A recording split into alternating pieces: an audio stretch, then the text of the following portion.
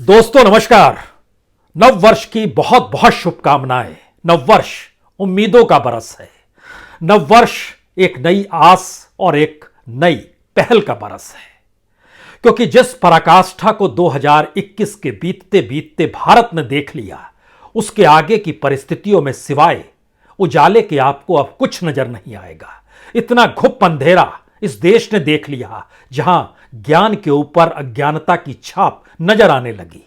इस दौर में कमोवेश हर समुदाय ने पुलिस की लाठियां सह ली। इस दौर में इस देश के सांस्कृतिक मूल्य और उसमें जो एक गांठ अपने तौर पर जुड़ाव पैदा करती थी, उसको बिखरते हुए भी देख लिया। भारत की पहचान सांस्कृतिक मूल्यों के जरिए तब भी जानी जाती थी जब भारत को आजादी मिली, और उस वक्त भी भारत बहुत गरीब था, मुफलिसी का जीवन जी रहा था, लेकिन भारत के सांस्कृतिक मूल्यों की मान्यता अंतर्राष्ट्रीय मंचों पर गूंजा करती थी। महात्मा गांधी डिसओबीडिएंट मूवमेंट यानी प्रतिरोध की ध्वनि उस वक्त दुनिया ने मान्यता दी। उस दौर को याद कीजिएगा तो भारत के पुरातन काल की तमाम सांस्कृतिक मूल्यों के जरिए जिंदगी में कितना संतोष हो सकता है, और भारत क्यों सनातन धर्म के आश्रय एक संतोषी विश्व को अपने साथ लेकर चलना चाहता है। और उसी की खोज में दुनिया के बड़े बड़े वैज्ञानिक और अपने अपने क्षेत्र के महारथी भी भारत ही आए। लेकिन इस दौर में भारत ने सब कुछ उलट पुलटते हुए देखा। तो 2022 में आपके सामने सिवाय उजाले के दूसरा कोई विकल्प है ही नहीं। राजनीति की पराकाष्ठा देखी। इस दौर में किसने लाठियां नहीं सही? ये लाठियां किसानों पर पड़ी, मजदूरों पर पड़ी, बैंक कर्मियों पर पड़ी, प्रवासी मजदूरों पर पड़ी। एलआईसी कर्मी भी अब उस लाठी को महसूस करने लगे हैं। और तो और इस देश के डॉक्टरों ने भी तो अब लाठी देख ली ना, उसको महसूस कर लिया ना। तो हर चीज की पराकाष्ठा को हम छू चुके हैं। और शायद यही वजह है कि जो लकीर इस देश के भीतर में 1947 में खींचने की कोशिश की गई थी ज्ञान के जरिए, हर परिवार हर परिवेश के भीतर ज्ञान का एक महत्व था।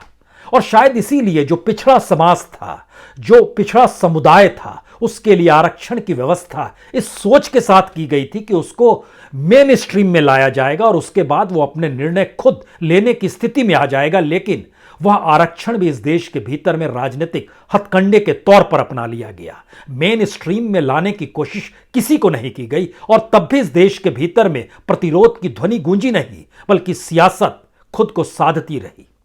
वही सियासत की पराकाष्ठा मौजूदा वक्त में कमोवेश हर क्षेत्र को छू चुकी है। तो 2022 को समझने और भोगने के लिए आपके सामने सिवाय खुद की पहल के अलावे दूसरा कोई रास्ता नहीं है।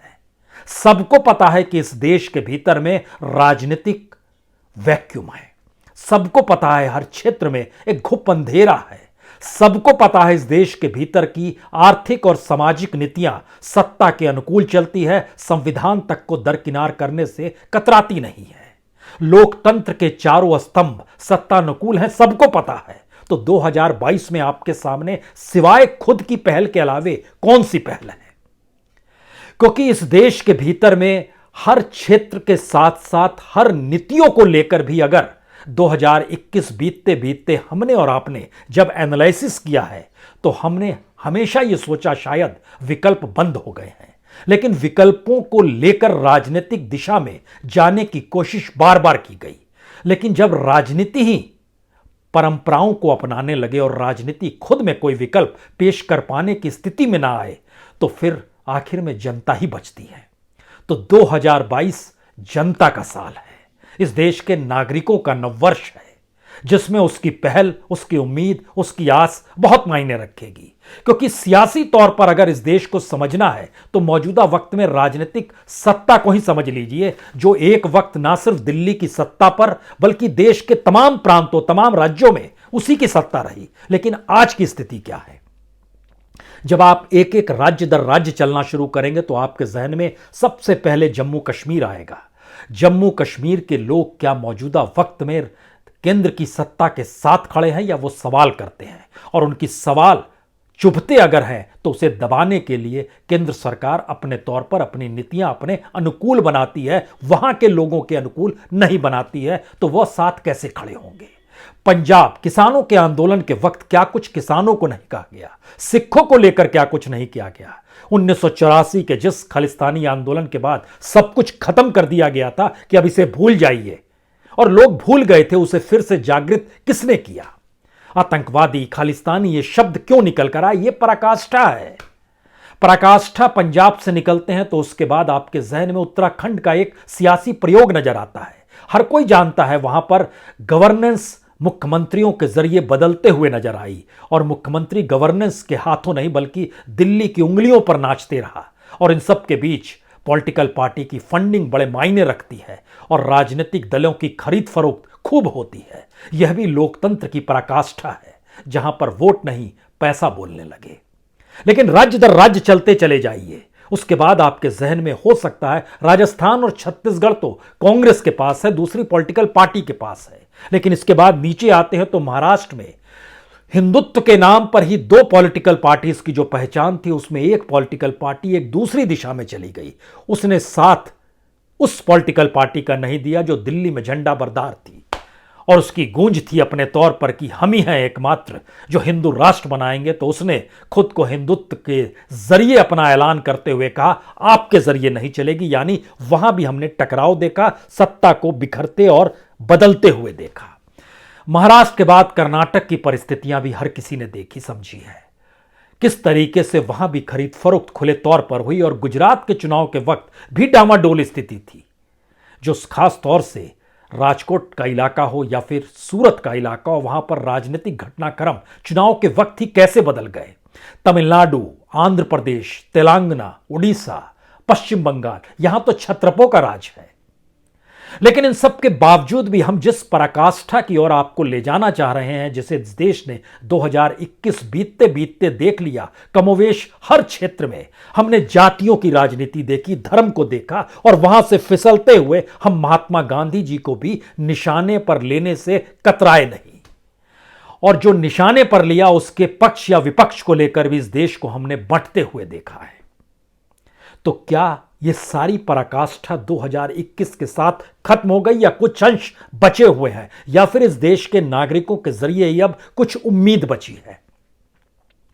क्योंकि याद कीजिए, आजादी के बाद भी 47 के बाद की परिस्थिति में भी हर परिवार कमोवेश यही सोचता था कि उसका बेटा शिक्षित हो।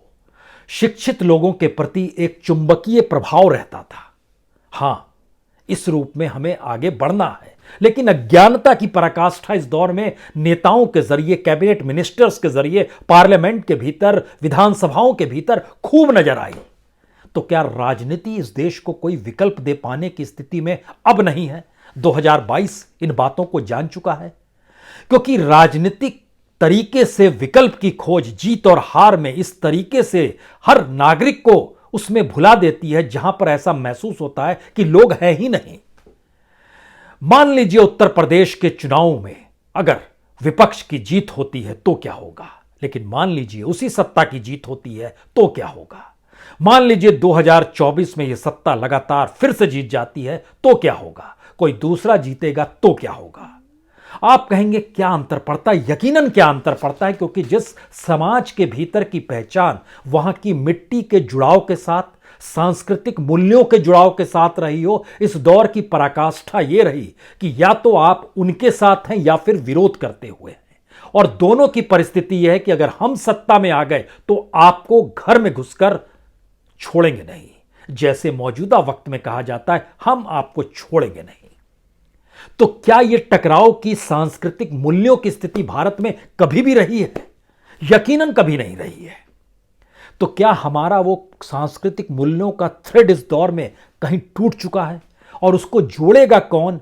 यह अनुगुंज किसी पॉलिटिकल पार्टी, किसी नेता के जरिए सुनाई ही नहीं देती है, क्योंकि हर नेता इस दौर में बहुत जोर जोर से बोलता है, पार्लियामेंट के भीतर जोर से बोलता है, चुनावी रैलियों में जोर से बोलता है, विधानसभाओं में जोर से बोलता है, लेकिन आने वाले वक्त को लेकर उसकी अपनी दृष्टि कहीं नजर नहीं आती है। एक लंबी कतार है जोर जोर से बोलने वालों की, चाहे वो उस देश के प्रधानमंत्री हों, चाहे गृह मंत्री हों, चाहे पश्चिम बंगाल के मुख्यमंत्री हो, चाहे दिल्ली के मुख्यमंत्री हों, चाहे कोई भी नेता हो, जिस भी नेता का नाम आपके जहन में आए, जरा ध्यान दीजिएगा, वो लोग जोर जोर से बोलकर अपने होने का एहसास कराना चाहते हैं। लेकिन भारत ये तो नहीं था, और भारत ऐसा भी नहीं था जहां पर एक 8वीं पास इस देश के राष्ट्रपिता को अपशब्द कह दे और इस देश की राजनीतिक सत्ता खामोश हो जाए। यह भी पराकाष्ठा है।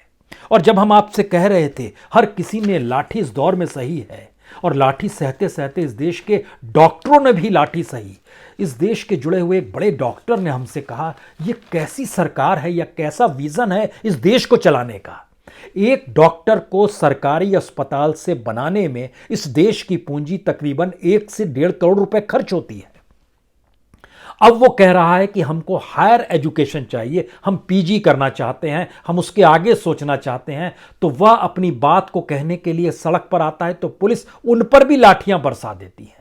यानी जो देश की पूंजी इस देश के डॉक्टरों को बनाने में लगी, उसको भी सहेज कर जब हम नहीं रख पा रहे हैं, तो वह लोग जिनको लेकर कोई पूंजी खर्च ही नहीं की गई, उनको लेकर क्या सोच होगी इस देश के चलाने वाले लोगों के भीतर। यह सवाल शायद बहुत बड़ा है। और वो हर क्षेत्र जो बैंक कर्मी 60 के दशक में, 70 के दशक में, 80 के दशक में, 90 या 21वीं सदी की शुरुआत तक भी सोचते रहे, आज बैंक कर्मी क्या सोच रहे हैं। जब एलआईसी को बनाया गया उस समय से लेकर आज के एलआईसी के कर्मचारी क्या सोचते होंगे। इस देश के भीतर में जो आरबीआई का बोर्ड है, वो आरबीआई का बोर्ड अगर पुराने बोर्ड के समकक्ष ले आइए तो उस समय के निर्णय और अब के निर्णय आपको 36 का आंकड़ा लिए हुए दिखाई देंगे। तो इस देश को चलाया कैसे जाए, और इस देश के भीतर में जो अदालतें हैं उनकी रूपरेखा को समझे और उनके द्वारा दिए गए निर्णयों को भी समझे। तो न्याय भारत में तो यह माना जाता है कि जीते जी न्याय हो ही जाता है, और न्याय होगा। शायद 2022 इसी उम्मीदों का साल है। न्याय इसी जमीन पर होना है, इसी कालखंड में होना है। न्याय इसलिए क्योंकि अन्याय की पराकाष्ठा हम लोगों ने 2021 के बीतते बीतते हर क्षेत्र में देखी है, जिसका जिक्र हम बार बार कर रहे हैं। कौन नहीं बटा, बटना तो दूर, परिवारों के भीतर भी इस दौर में बहस मुहाइस और एक दूसरे को देखने या ना देखने की परिस्थितियां इस दौर ने पैदा की है। लोग बटे हैं तो ऐसी कौन सी स्थिति थी, क्या वाकई बहुत सिस्टमेटिक तरीके से हो रहा था, और अब हमें लगता है कि कुछ पुरानी घटनाओं को दोबारा परखने की जरूरत है कि वो घटनाएं इसलिए घट रही थी कि इस वक्त को इस रूप में पेश किया जा सके, और भारत की नई सांस्कृतिक मूल्यों की पहचान इस देश में सत्ता संभाली हुई ताकत के साथ ही परिभाषित हो, बाकी चीजें कोई मायने ही ना रखे और बार बार इसका जिक्र हो। 138 करोड़ लोग, यकीनन भारत दुनिया का सबसे बड़ा बाजार है, यकीनन भारत में सबसे ज्यादा कंज्यूमर है, यकीनन भारत की पूंजी और वह भी भारत की खनिज संपदा दुनिया के तमाम देशों की तुलना में बड़ी अमूल्य है और बड़ी तादाद में है। भारत के भीतर मजदूरों की तादाद सबसे ज्यादा है, किसानों की तादाद सबसे ज्यादा है, शिक्षित तबका जो हायर एजुकेशन के साथ दुनिया के अलग अलग देशों को राह दिखा रहा है, वहां पर भारतीयों की पहुंच और पकड़ सबसे ज्यादा है। जब हर क्षेत्र में ज्यादा है तो खुद भारत को संभालने के लिए वह इंटेलेक्चुअल क्लास, वह तबका जो एक विजन के साथ देख सकता है, वो आज खामोश क्यों है? क्या 2022 उसी का साल है? उसी को तय करना है, क्योंकि गाहे बगाहे बहुत सारे लोग मिलते हैं जो कहते हैं कि अच्छा हम पैसा देने को तैयार हैं, हम वक्त देने को तैयार हैं, लेकिन किया क्या जाए? तो क्या यह एक भटकाव और शून्यता की परिस्थितियों से 2022 उबार देगा? यकीनन उबार देगा।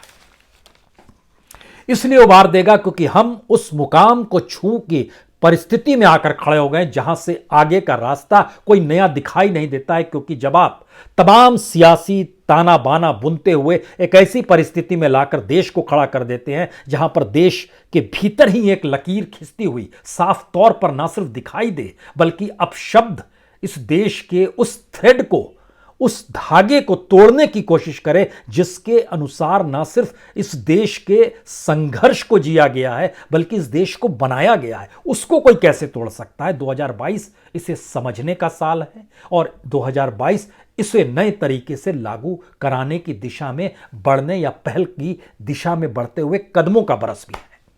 शायद यह बड़ा महत्वपूर्ण साल है 2022। ऐसा बरस इससे पहले शायद कहते हैं 1977 में आया था। उस वक्त हालांकि ऐसी परिस्थिति नहीं थी, वो एक दूसरी परिस्थिति थी जो कि संवैधानिक ढांचे को सीधे अपने हथेली के भीतर दबाकर इस देश को हाँकने की सोच थी। उसके जरिए वो देश उबर कर आया था। लेकिन 2022 तो ऐसा बरस है जहां पर सब कुछ है, लेकिन उसकी परिभाषा वह कानून और वह सत्ता रचना चाहती है जो उसके अधिकार क्षेत्र में नहीं आता है। शायद हम इसलिए जब आपसे कह रहे हैं राज्य दर राज्य देखते चले जाइएगा, तो आपके जहन में कोई ऐसा राज्य नहीं आएगा जिस राज्य को लेकर आप ये सवाल करें कि मौजूदा वक्त में दिल्ली की सत्ता उस राज्य पर काबिज हो सकती है। और उसका सबसे बड़ा प्रयोग उत्तर प्रदेश में ही हो रहा है। 2022 संयोग से सियासी तौर पर वहां चुनाव हो रहे हैं। बदलाव होगा नहीं होगा यह दूर की गोटी है, लेकिन इन सब के बावजूद भी यह लोगों पर निर्भर है, वोटरों पर निर्भर है, नागरिकों पर निर्भर है। इतनी बड़ी तादाद में वहां पर वोटरों की मौजूदगी जो यूरोप के कई देशों को अपने भीतर संभाले, वह अपने राज्य के जरिए इस देश को भी गुथने की दिशा में बढ़ने वाला है। क्या यह कहा जाए, या फिर एक मौका होता है चुनाव के जरिए नागरिक खुद को समझता है, या फिर एक मौका होता है जहां पर चुनाव के वक्त लोकतंत्र को हड़पने का काम सियासत करती है। जो कहिए, दोनों की पराकाष्ठा इस देश ने अपने तौर पर देख ली है। एक सवाल यहां पर बड़ा महत्वपूर्ण है। हमने कांग्रेस की इस परिस्थिति को मौजूदा वक्त में देखा। 2022 इसलिए भी बड़ा महत्वपूर्ण है, कांग्रेस तो जीवित रह गई नेहरू के जाने के बाद भी, इंदिरा गांधी की हत्या के बाद भी, राजीव गांधी की हत्या के बाद भी, और मौजूदा वक्त में कांग्रेस कमजोर बहुत हो चली है। लेकिन कांग्रेस की मौजूदगी इस देश में 10% वोटिंग परसेंटेज के साथ कमोवेश हर जगह आपको मौजूद दिखाई देगी। लेकिन हम धीरे धीरे धीरे धीरे जिस पिरामिड को इस देश में बनाते चले गए, जरा ये कल्पना के परे है। अगर इस देश के नागरिक उन परिस्थितियों को समझ रहे हैं, तो फिर बीजेपी अगर राजनीतिक हार उसे मिल जाती है तो फिर वो कहां बचेगी। क्योंकि आज की तारीख में बीजेपी नहीं, एक शख्स है। आज की तारीख में कोई विचारधारा नहीं, एक शख्स है। आज की तारीख में राजनीतिक लोकतंत्र नहीं, कोई एक शख्स है। और ये सारी परिस्थितियां बतलाती है कि अगर जनता 2022 में अपने तौर पर यह सोचने लगे और इस पराकाष्ठा को अगर वो समझने लगे, तो शायद उसके निर्णय आने वाले वक्त में भारत के राजनीतिक घटनाक्रम को बड़ी तेजी से बदलेंगे। यह बरस किसानों के लिए भी बड़ा महत्वपूर्ण है। इसलिए नहीं कि यहां अब आने वाले वक्त में एमएसपी का सवाल है, इसलिए क्योंकि किसानों की तादाद क्या राजनीतिक बदलाव को अपने जरिए ला सकती है।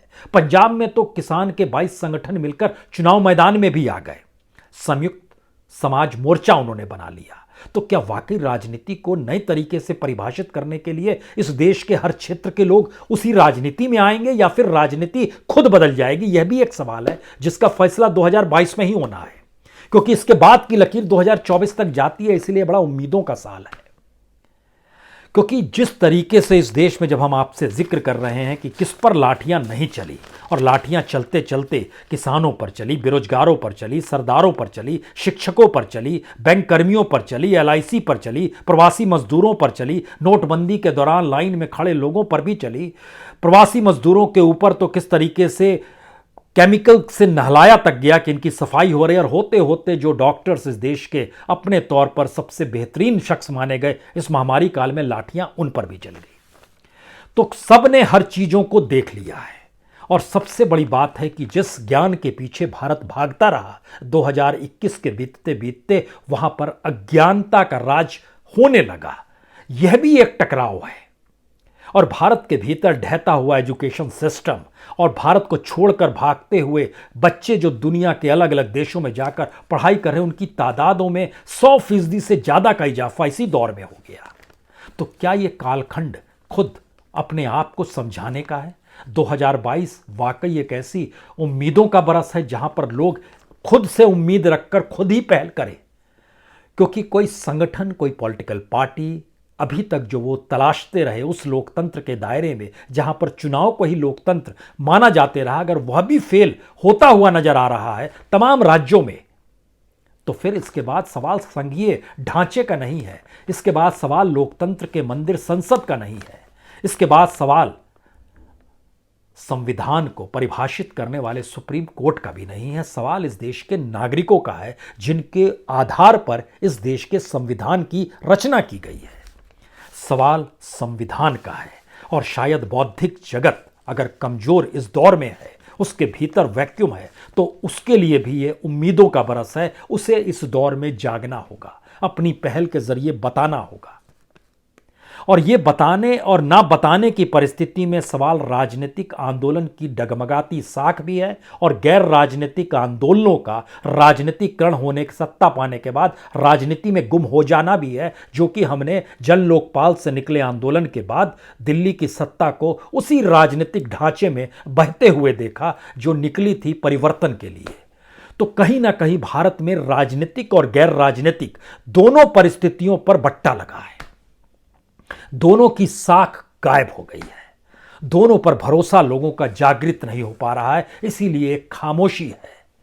लेकिन फिर भी आखिरी बात यही है कि हमने वाकई इस दौर में हर पराकाष्ठा को छू लिया है, और जब हर पराकाष्ठा को आप छू लेते हैं तो उसके बाद आप दोबारा खुद को शुरुआत तरीके से देखना चाहते हैं। और भारत के नागरिक, भारत के लोग, 138 करोड़ की जनसंख्या इस देश के भीतर में कोई नई पहल अपने तौर पर कर पाएगी? करे या ना करे, लेकिन यह उम्मीद हमें रखनी होगी, यह भरोसा खुद में रखना होगा। और इस उम्मीद और भरोसे के आश्रय हम कह सकते हैं, जो घुप अंधेरा था उसके आगे उजियारा आ रहा है।